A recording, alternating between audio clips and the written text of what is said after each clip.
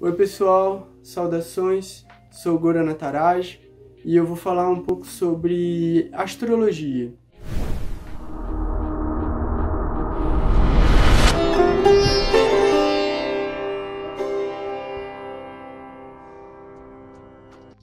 E basicamente eu quero colocar dois principais paradigmas que diferenciam a astrologia tropical, essa astrologia helenística que todo mundo conhece no Ocidente. Praticamente todas as pessoas já ouviram falar sobre signos e perguntam os signos, quem tem qual signo.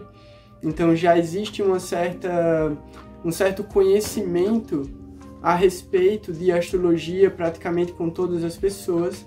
E a astrologia védica, o Jyotish, que é uma astrologia ainda pouco conhecida, mas que está ganhando bastante repercussão porque ela utiliza um sistema diferente da astrologia tropical para a observação do céu. E o que é que acontece? Basicamente, todas as culturas, todas as civilizações do planeta desenvolveram alguma forma de observação do céu, e a partir dessas configurações dos corpos celestes e das constelações, eles passaram a perceber que diferentes tipos de manifestações aconteciam. Num primeiro momento, manifestações meteorológicas, fenômenos na natureza, e num segundo momento, movimentos de diferentes tipos de pensamentos e comportamentos que ele observava, tanto nos animais quanto nas pessoas. Por causa disso, cada cultura desenvolveu a sua própria mitologia e a sua própria forma de observação do céu. Durante os séculos, todas essas culturas de alguma maneira trocaram também informações.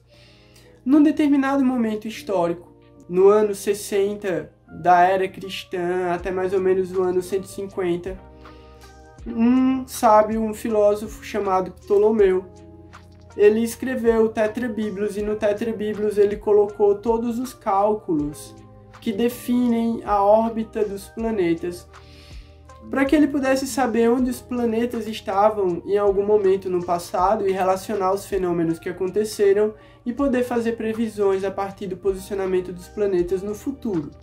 E também para saber o posicionamento das constelações durante o dia, já que ele não podia observar o céu. Então Ptolomeu criou equações que, através desses cálculos, ele poderia fazer as efemérides, que é a descrição do posicionamento dos planetas. Sendo que não foi possível, na época de Ptolomeu, observar uma variação que é chamada de precessão dos equinócios. Então, ao longo dos anos, as estações, a mudança das estações, que é causada pelo movimento do eixo da Terra em relação ao Sol, vai acumulando uma diferença, e ao longo de 78 anos se acumula 1 grau de diferença do eixo da Terra em relação às constelações. Da época de Ptolomeu até hoje, essa variação ela é de 24 graus. Então, praticamente uma casa, porque quando você divide o cinturão zodiacal de 360 graus em 12 signos, você vai ter signos com 30 graus. Se você tem uma variação de 24 graus, praticamente todos os planetas e o próprio ascendente vão para signos diferentes. E isso causa toda uma diferença na forma de interpretar e mesmo de observar. Por quê? Porque os astrólogos tropicais não observam o céu. Porque a partir da observação sideral dos planetas, você já vai saber onde ele está, em qual constelação ele está. Então a astrologia védica, além de ter o cálculo do Ayanamsa, que é a correção da precessão dos equinócios, tem também a questão da observação sideral.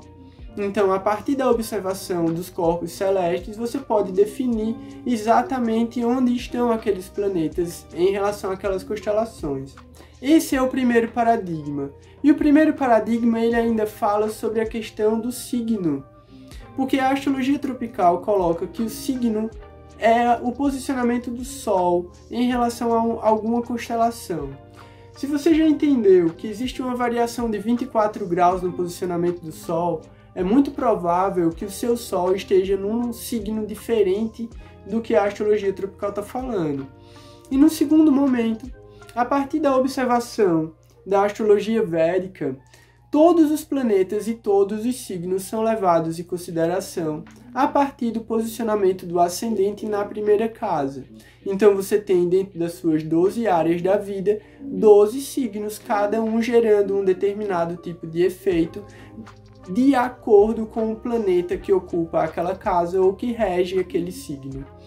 Então, esse é o primeiro paradigma.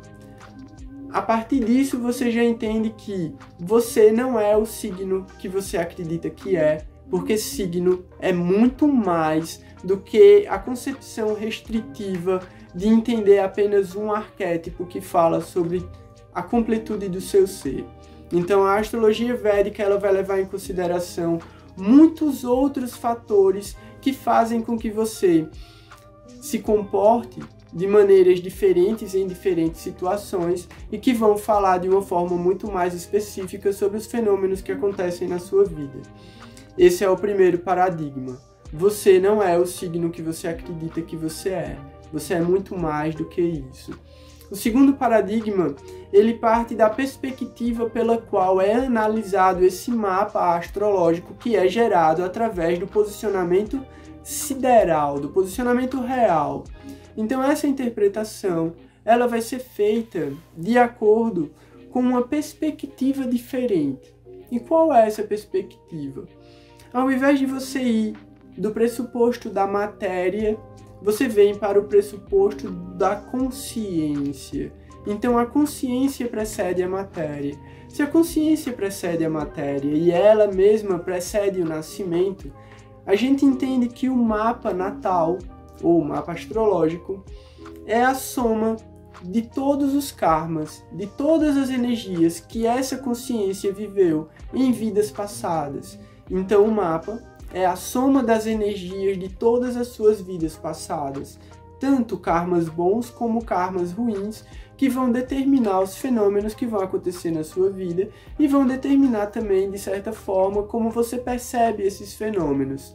A ideia é que você possa se apropriar do conhecimento desses mecanismos para que você possa também se ajustar para uma percepção mais completa de todos os fenômenos que acontecem ao seu redor e entender as múltiplas probabilidades daquilo que você pode escolher como sendo a sua vida e o que vai determinar verdadeiramente o seu destino.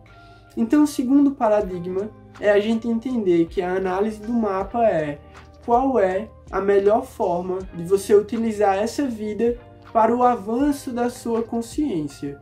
Então é uma perspectiva para a alma, entendendo que o corpo e toda essa vida é apenas uma temporada de uma grande história que é a sua existência como consciência. Então, o segundo paradigma é a gente entender a jornada da nossa alma e que cada um dos fenômenos é resultado do nosso próprio karma e como nós podemos lidar com esses fenômenos de uma forma que seja extremamente construtiva e que nos leve a nosso próprio autoconhecimento e autorrealização.